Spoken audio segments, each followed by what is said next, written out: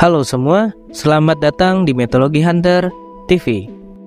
Setelah di video-video sebelumnya kita membahas tentang mitologi Jepang, pada video kali ini kita akan membahas tentang mitologi Yunani.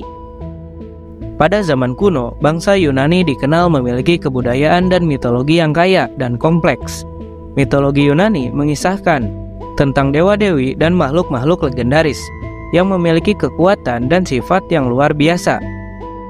Dalam mitologi Yunani, dewa-dewi digambarkan sebagai makhluk yang sangat kuat dan sering mempengaruhi kehidupan manusia. Mereka memiliki sifat yang manusiawi seperti cemburu, iri hati, dan penasaran. Kehadiran dewa-dewi ini memberikan warna dan nilai pada kebudayaan Yunani kuno. Selain dewa-dewi, mitologi Yunani juga penuh dengan cerita-cerita mengenai monster-monster yang menakutkan dan sering menjadi ancaman bagi manusia. Seperti tema video kali ini, kita akan membahas tentang monster-monster dari mitologi Yunani. Siapa saja mereka? Ini dia.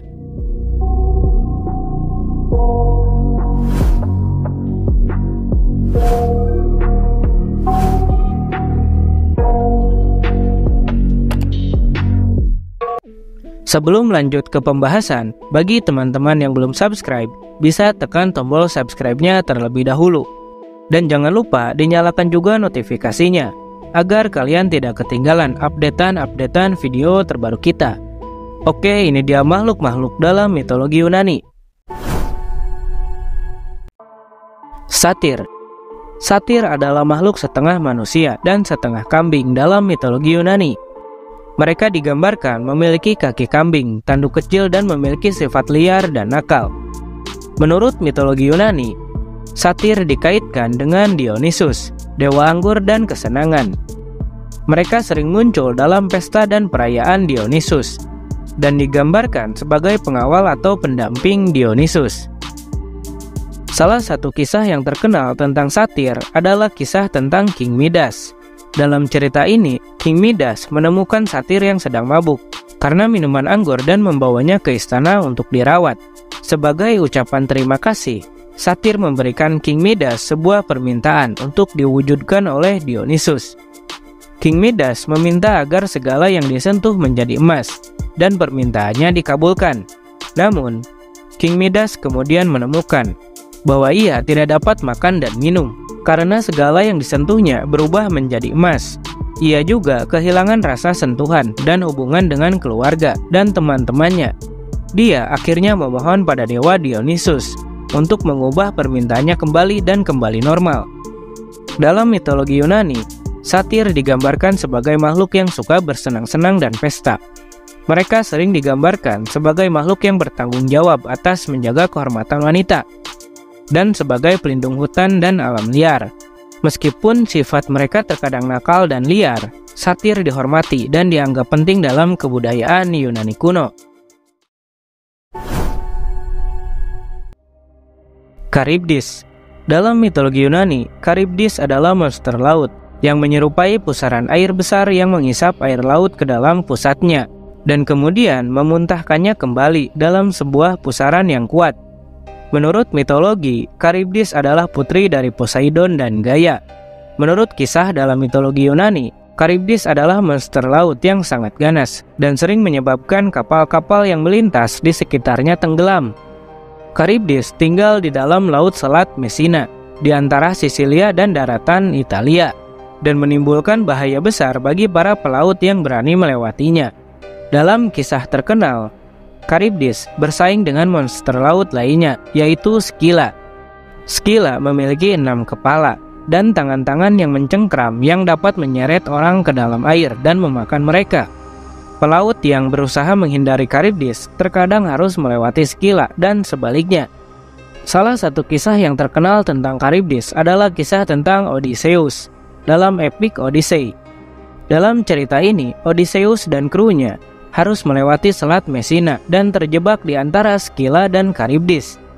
Meskipun Odysseus kehilangan banyak krunya, ia berhasil melewatinya dengan selamat dan melanjutkan perjalanannya. Charybdis dan Scylla kemudian menjadi simbol kekuatan dan ancaman dalam mitologi Yunani dan digunakan dalam bahasa Inggris modern sebagai ungkapan untuk situasi yang sulit. atau bahaya besar yang harus dihadapi.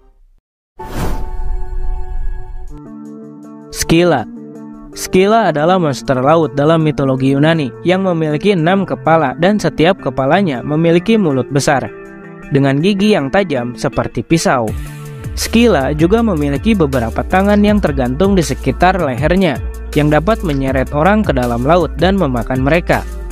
Menurut mitologi Yunani, Scylla dulunya adalah seorang wanita yang cantik dan dipuja oleh banyak pria. Namun karena suatu alasan, Dewi Laut Amphitrite mengubahnya menjadi monster laut yang menakutkan. Dalam mitologi Yunani, Scylla dikatakan tinggal di sisi laut yang berlawanan dengan Charybdis, yaitu di Selat Messina antara Sisilia dan daratan Italia. Para pelaut yang berlayar di sekitarnya sering dihadapkan pada pilihan yang sulit, melewati Charybdis dan terjebak dalam pusaran airnya atau melewati Scylla. Dalam kisah lain, Scylla juga terlibat dalam kisah cinta dengan dewa laut Glaucus. Namun, Glaucus akhirnya meninggalkannya untuk mencari cinta lain, dan Scylla merasa sedih dan kesepian, memperkuat kembali sifat monster lautnya yang menakutkan. Griffin. Griffin adalah makhluk mitologi yang memiliki kepala dan sayap elang, serta tubuh singa. Menurut mitologi, Griffin adalah makhluk yang sangat kuat dan suci, sering dikaitkan dengan dewa-dewi seperti Apollo dan Zeus. Asal-usul Griffin tidak pasti, namun kemunculannya berasal dari berbagai mitologi di seluruh dunia, termasuk mitologi Yunani, Mesir, Persia, India, dan Tiongkok. Namun, Griffin paling sering dikaitkan dengan mitologi Yunani. Dalam mitologi Yunani, Griffin biasanya dianggap sebagai penjaga harta karun. Griffin sering digambarkan sebagai makhluk yang tidak bisa ditaklukkan, bahkan oleh para dewa. Griffin juga dikatakan memiliki kemampuan untuk mencium bau emas dan mengumpulkan harta karun lainnya. Salah satu kisah yang terkenal tentang Griffin adalah kisah tentang pencarian Hesperides, 3 bersaudari yang menjaga pohon apel emas. Dalam cerita ini, Hercules harus melawan Griffin untuk merebut apel emas tersebut.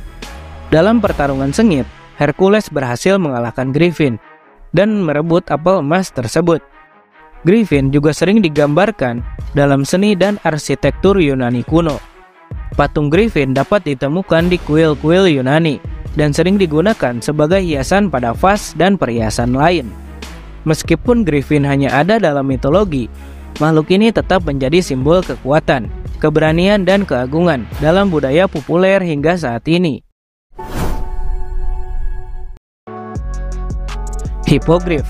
Hippogriff adalah makhluk mitologi yang memiliki kepala, sayap, dan kaki depan seperti elang, serta tubuh dengan kaki belakang seperti kuda. Menurut mitologi, Hippogriff adalah makhluk yang sangat cepat dan kuat, dan biasanya dikaitkan dengan kekuatan dan kebebasan.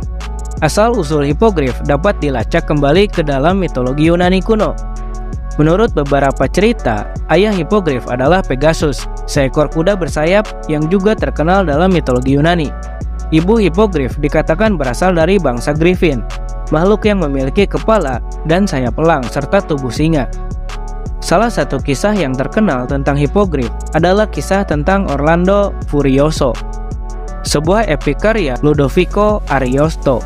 Dalam cerita ini, seorang pahlawan bernama Ruggiero menemukan seorang putri bernama Angelica yang sedang berusaha melarikan diri dari pengawalnya. Ruggiero dan Angelica kemudian menggunakan Hippogriff untuk melarikan diri dan menjelajahi dunia. Hippogriff juga menjadi populer dalam sastra dan seni Renaissance Italia, di mana makhluk ini digambarkan sebagai simbol kekuatan, keindahan, dan kebebasan. Makhluk ini juga muncul dalam buku Harry Potter, di mana Hippogriff bernama Buckbeak menjadi salah satu karakter penting dalam cerita. Meskipun hanya ada dalam mitologi, Hippogriff tetap menjadi makhluk yang menarik dan menakjubkan bagi banyak orang, dan menjadi simbol kebebasan dan imajinasi. Hippocampus. Hippocampus adalah makhluk mitologi yang memiliki tubuh ikan dan kepala kuda dengan sirip belakang seperti sayap burung. Menurut mitologi Yunani, Hippocampus adalah makhluk laut yang kuat dan cepat, dan biasanya dikaitkan dengan dewa-dewi laut seperti Poseidon dan Amphitrite.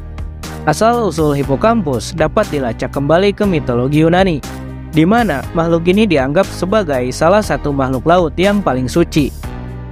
Dalam mitologi Yunani, hipokampus dikatakan diciptakan oleh dewa laut Poseidon untuk menarik kereta perahu dewa laut. Selain itu, hipokampus juga muncul dalam mitologi Romawi, di mana makhluk ini dikenal sebagai Equus marinus atau kuda laut. Dalam mitologi Romawi, hipokampus dianggap sebagai simbol keberanian dan kekuatan, dan sering digunakan sebagai lambang pada lambang keluarga dan lambang kebesaran. Di dalam seni dan budaya populer, hipokampus sering digambarkan sebagai makhluk yang cantik dan menakjubkan. Makhluk ini juga muncul dalam cerita-cerita fantasi dan game, serta digunakan sebagai hiasan dan seni dekoratif. Meskipun hanya ada dalam mitologi, hipokampus tetap menjadi simbol keindahan, kekuatan, dan keagungan dalam budaya populer. Makhluk ini juga menjadi inspirasi bagi banyak seniman dan pelukis, dan sering digunakan sebagai elemen dan karya seni dan cerita-cerita fantasi. Pegasus. Pegasus adalah seekor kuda yang memiliki sayap dan sangat terkenal dalam mitologi Yunani. Menurut mitologi, Pegasus lahir dari darah Medusa, salah satu dari 3 Gorgon, ketika sang pahlawan Perseus membunuhnya. Dalam salah satu kisah terkenal, seorang pahlawan bernama Bellerophon berhasil menangkap Pegasus dengan bantuan dewa Athena dan memeliharanya.